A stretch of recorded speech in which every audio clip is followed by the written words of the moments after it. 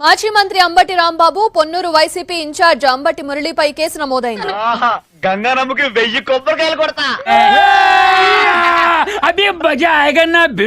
Bajrang jute mill సంబంధించి స్థలాన్ని అంబటి రాంబాబు అతని తమ్ముడు మురళికి అక్రమంగా సేల్ డీడ్ జరిగిందని మన దగ్గర గుడిసే దశలు కూడా ఉన్నాయండి. ఇలాంటి మన దగ్గర చాలా ఉన్నాయి. వెంటనే ఆ డీడ్ ను రద్దు చేయాలని కార్మిక సంఘం నాయకుడు హైకోర్టులో పిటిషన్ దాఖలు చేశాడు.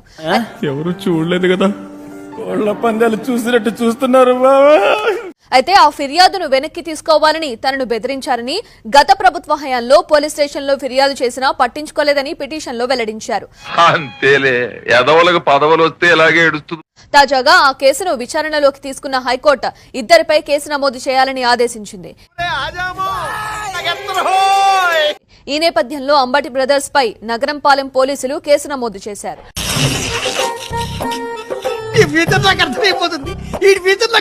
అసలు నాకు తెలియగలుగుతా, అలా కట్టుకొని ఎందుకున్నారు? పిల్లి బాబురావు ఇచ్చిన మరుక్షణమే కేసు రిజిస్టర్ చేయాల్సింది, ఎందుకు రిజిస్టర్ చేయలేదు? ఆడు పెద్ద బోగ్గాడు సార్. ఆడు చేసే ఏదో పనులని కప్పిపుచ్చడానికి అలాంటి లాయర్ ఒకడు. కోర్టుకు వెళ్ళాల్సిన అవసరం ఏంటి? నేను మొన్న వెళ్ళినట్టుగా నీలాంటి యూజ్లెస్ ఫెలో తప్ప ఎవడు అలాంటి మాట అండు. ఎప్పుడైనా ఈ భారతదేశంలో చట్టం ఏం చెప్తుందంటే, మాకు తెలియదు సార్, మీరు దేశ ముదురు కాబట్టి చెప్పండి. మీరు ముదురు కదా. మీరు ఎవరైనా ఒక కంప్లైంట్, ఒక నాన్ కాగ్నిజబుల్ అఫెన్స్ ని ఎవరైనా పోలీసు వారి దృష్టికి తీసుకువెళ్ళినప్పుడు చెప్పావురా? ఇందులో నీకేమర్థమైందిరా? అర్థం కాకే ఏం చెప్పావురా అని అడిగాను. Whether it is oral or reduced into writing, immediately they have to register the case. ఆపరా సోది మొహోడా, నువ్వు నీ ఇంగ్లీషు రిజిస్టర్ చేసిన తర్వాత విచారణ చేయి. ఒక్క పగిలిపోద్ది మమ్మీ చేది. దానిలో నిజాలుంటే అరెస్ట్ చేయి. అరెస్ట్ చేయడానికి అవకాశం ఉంటే, లేదంటే కోర్టులో ఛార్జ్ షీట్ ఫైల్ చేయి. This is the procedure of the criminal procedure court. వాడు అడగకుండా మీరు ఎందుకండి సలహా ఇవ్వడం? అడగకుండా ఇచ్చేదాన్ని సలహా అంటారు, కెలుక్కుంటే వచ్చేదాన్ని.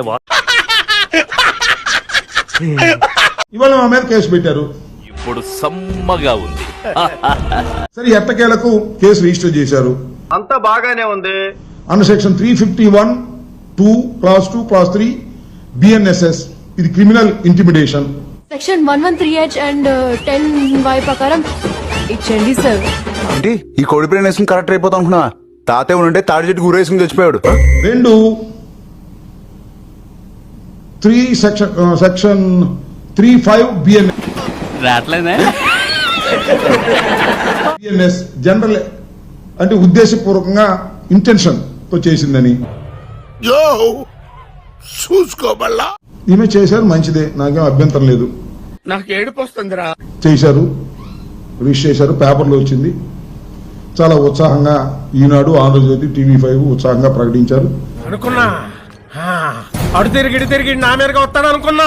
అయ్యా, మీరు ఈ కేసు రిజిస్టర్ చేసుకున్నారు, మంచిదే, విచారణ జరపండి.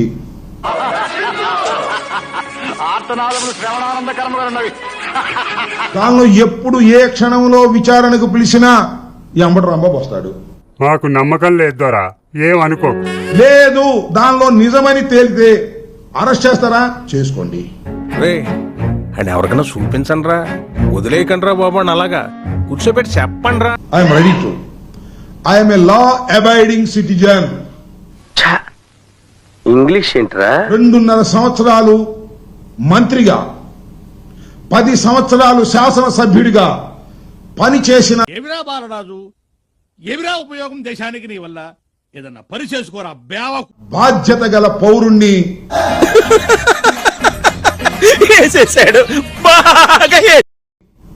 చట్టం అంతో ఇంతో తెలిసినటువంటి వ్యక్తిని నేను నమ్మను. నమ్మొద్దురా, అడుగు. నా మీద కేసు రిజిస్టర్ చేస్తే నేను చెప్తున్నా, చెప్పు, ఏదో ఒక్కటి చెప్పు.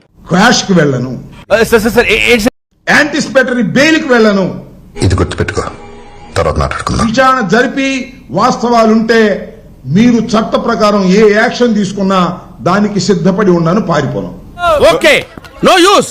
వాడు విండండి. నేను పోలీస్ వారికి మనవి చేసేది ఏంటంటే, కోట ఇది వెళ్ళిపోద్ది లోపలికి.